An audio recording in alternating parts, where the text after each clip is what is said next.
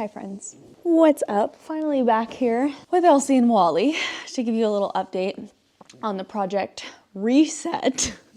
If you watched video 1, you know that I've had a really hard time not saying project reject. If I could go back and rename this series, I would. A little update on how things are going. Honestly, they're actually going really well. This is probably the most consistent that I've been in the gym in quite some time. And the tightest my physique has been in a while as well, which are both huge wins. I just haven't been as consistent as I should be for a long time. And I know that I originally equated that to, what the hell is this mic doing? Okay, there we go. I'm freezing. I have on a sweatshirt and a coat. But anyway, I know I originally equated that to like lack of structure and loss of bodybuilding and all of these things that kind of took away an intense goal, I guess, an intense focus that I had for fitness. And it left me a little bit goalless, passionless, pathless, I guess is the best way to describe that. And I've been needing structure. I didn't realize how much I needed structure. So this has been really helpful for me. Structure means discipline, and a long-term goal means I'm really working towards something. And I have to be able to really like see and visualize that. And post bodybuilding, I was lost. So having something in my life that gives me more structure again, even if it just is this project reset, it is just this YouTube series that I need to keep up with. And I know people may or may not be waiting for updates on, but either way, I know I need to fulfill this and close it out. So I just wanted to give a clear update on how that's going. And honestly, it's going really well. Post bodybuilding, I really leaned into, I need to listen to my body and not be so hard on myself all the time in terms of like my goals and my physical activity. And I don't really think that was true. I picked up on a lot of that from social media, what a lot of ex-competitors were doing. And I think it did more harm than good, to be honest. I think I misconstrued it. And I think having time to really dig back into structure and honestly spending so much time alone like I'm doing right now, not necessarily by choice, but just the fact that, you know, we moved literally entirely across the country and I haven't really, it's been kind of a challenge to meet new people and make friends. So I haven't really done that when I work from home and I don't really talk to people. So I've had to spend a lot of time alone and I've had to spend a lot of time facing things that maybe I've been kind of putting on the back burner. So I think overall, this project has been really helpful for me. To get really nitty gritty about progress, I've lost like, I think 4-ish pounds, which on 5'2" is, you know, pretty substantial, especially when you're close to your body fat set point. 4 pounds is a decent amount. Overall, I just feel better. So that's really the biggest win. If there's any advice that I can pass on or anything I can give you for this is sometimes structure is the win. Structure is needed. It's not always a bad thing. Is it important to be kind to yourself along the path? Is it important to set goals that you're excited about? Is it important to listen to your body? Yes. But it's also really important to practice discipline and following through on the things that you say you're going to do. That's how we build confidence and that's how we build direction in our lives. And without that, my life without it is a struggle. If you've needed a sign to dig back in, here it is. Next up, we're gonna go train some glutes. I'm gonna give some form cues. I accidentally saved this for when the gym's probably gonna be a little busier. So we'll do our best, but glute training coming on up. I'm gonna fix your hip thrust. Let's fix that. The warm-up I'm doing here is the one I shared in my last video. I linked it. It's from Squat University. It's their like 5-minute hip mobility workout. It's changed my life. Cannot recommend it enough. So I'm gonna link it again below down here. So if you haven't done it yet, and you have tight hips, go do it. The things that are making this workout not fun, even though I just started. I'm wearing a Vans shirt, but I wore my Converse. Why would I do that? That's driving me nuts. And then also, I wore my Converse on a lower body day. Why would I do that? These aren't like the flat-bottomed, stable Converse. These are the puffy platforms that are unstable. Forgot my headphones, forgot a hair clip, and I came during the busiest time. Rookie mistakes. I'm not a rookie. Anyway, in addition to that warm-up I just did, I also am doing some single leg stability work along with some frontal plane work. So I'm gonna show you guys what that looks like next. So the stability work is gonna be single leg RDLs. Here, I took my shoes off to make it more balanced. But we're really gonna practice a full stretch in that hamstring and glute, pushing the hips back, focus, keeping the core engaged to focus on the stability, and then drive that knee through. I'm gonna do 8 on each side, going as slow and controlled as I can, so that ideally I don't have to touch the ground. Shouldn't have said anything. With my other leg, unless it is to move. I lost count already. Typical. I think that was 8. Other side. Oh, it was my harder side.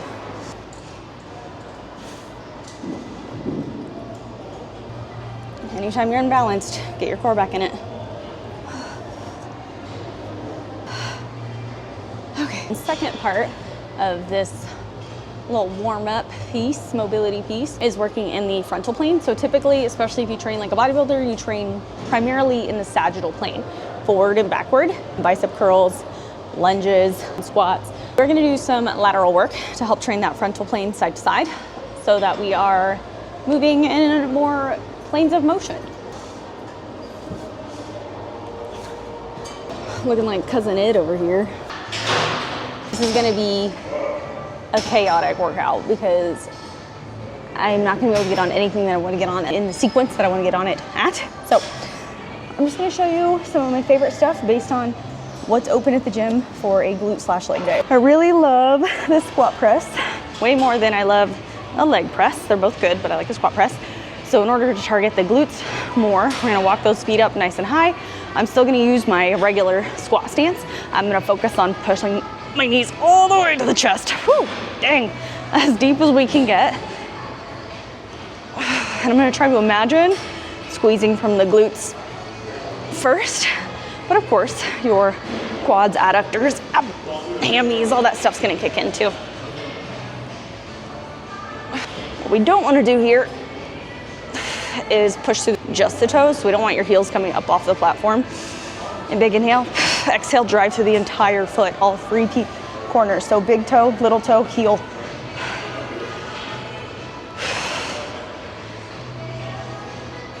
What is this music?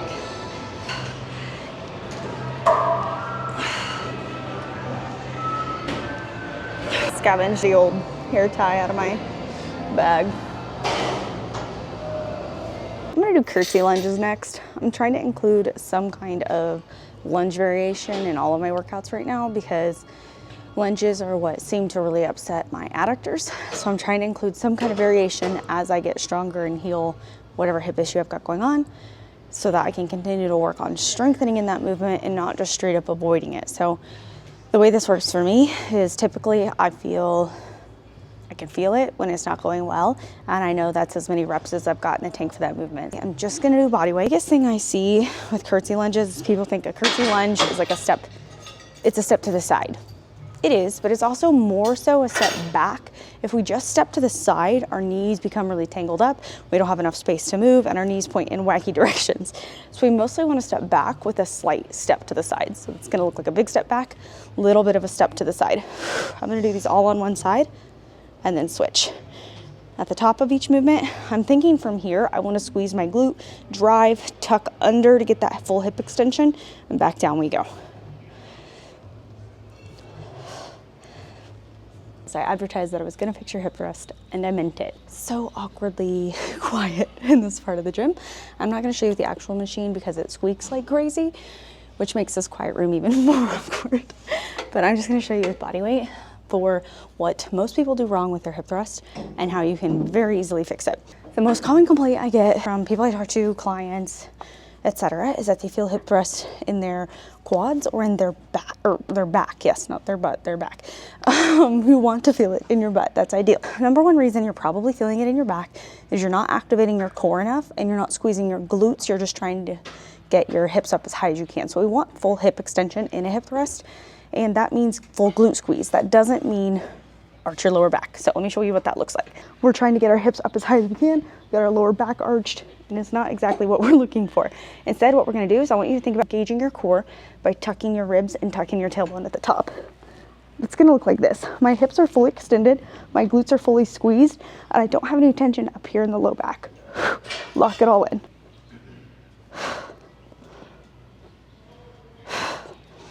The other complaint is I feel it in my quads. If you're feeling it in your quads, your feet are too far back, you need to walk your feet more forward. If you're feeling it more in your hamstrings, your feet are too far forward, you need to walk them back. It's a little bit different on this machine versus set up with like a traditional barbell hip thrust, but all the same fundamentals are still going to apply. So you want your feet nice and neutral. You want to make sure your core stays engaged. So at the top, you're squeezing your glutes, not your lower back. Everything locked in, chin stays tucked. We want to keep an active range of motion throughout the entire movement. What I mean by that is we're not bottoming out and letting the glutes completely relax at the bottom. Instead, we're fighting that stretch. You can feel the stretch, and from that stretch is where we're going to squeeze for the contraction, and back down we go. So, go grow you some butt cheeks.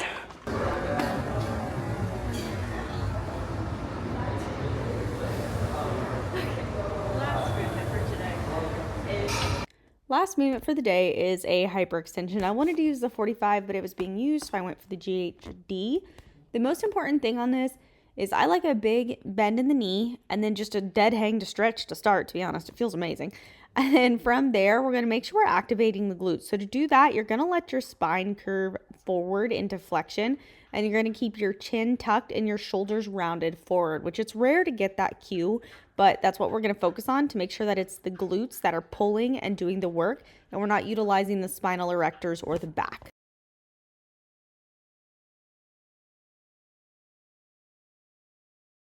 What is up? It is now later in the day. It is actually almost 8 p.m. I am meal prepping some ground turkey. I am getting ready to go do something super fun tomorrow that I'm really excited about, and I'll likely be sharing with y'all, so stay tuned. But other than that, this I think is pretty much going to wrap up the project, just call it what it is, Project Reject ensemble here. As I talked about earlier today, this has been just such a great opportunity for me to hold myself accountable, to follow through with consistency in the gym and meal prep, and kind of taking you guys along with that journey. And that's not going anywhere anytime soon. Trust me. We're still going to keep fitness in the mix here on YouTube. It's a huge, huge part of my life. If you watched all these, thank you so much for just being here and allowing me the space to really kind of fall back in love with the gym again, and the routine and the structure that being successful with health and fitness kind of requires. I don't know, I feel kind of refreshed. I feel excited. I feel ready. So for whatever's next. Thanks for being here. Until next time.